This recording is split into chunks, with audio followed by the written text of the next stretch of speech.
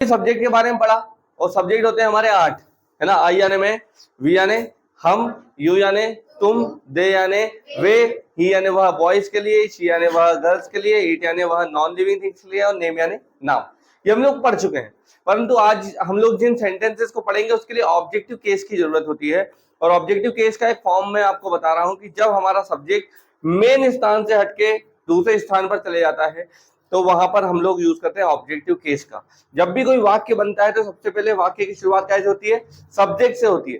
परंतु passive voice और कुछ ऐसे सेंटेंसेस भी होते हैं जिसमें सब्जेक्ट आगे नहीं आता है, तो वहां पर हम लोग यूज करते हैं ऑब्जेक्टिव केस का। जैसे आई यानी मैं, इसका जो ऑब्जेक्टिव केस फॉर्म होगा वो होगा मी, इसका मतलब होता है मुझे।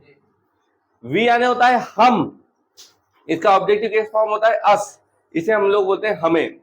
यू यानी होता है तुम, इसका ऑब्जेक्टिव केस चार्ट में हम लोग फॉर्म यूज करते हैं यू का, यू और तुम्हें। दे यानी वे, दे को बोलते हैं हम लोग देम यानी उन्हें। ही यानी वह, इसका होता है हिम, इसको हिंदी में कहते हैं उसे। शी यानी वह गर्ल्स के लिए और उसको बोलते हैं हर यानी भी उसे पर लड़की के लिए।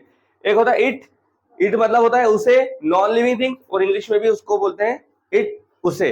तो जहां पर भी मुझे शब्द आएगा वहां पर अपन मी लगाएंगे, जहां भी हमें शब्द आएगा वहां पर हम लोग अस लगाएंगे, जहां तुम्हें शब्द आएगा वहां पर यू लगाएंगे, जहां उन्हें शब्द आएगा वहां पर देम लगाएंगे, जहां उसे शब्द आएगा हिम लगाएंगे, लड़कियों के लिए हर और निर्जीव वस्तु के लिए इट। तो ये कहलाता है हमारा ऑब्जेक्टिव केस का चार्ट।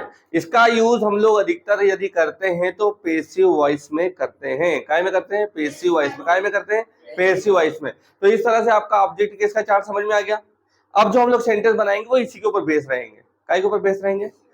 इंग्लिश आपको बहुत इजी लैंग्वेज में सिखा रहा हूँ, बहुत सिंपल से सिंपल तरीके से सिखाने की कोशिश कर रहा हूँ, बस आप लोग प्रैक्टिस करना उस चीज की। अगर प्रैक्टिस करोगे तो आपको हर चीज समझ में आएगी। पक्का? इसमें कोई डाउट? तो एक बार ताली बजा दो प्लीज। ठीक है, थैंक यू।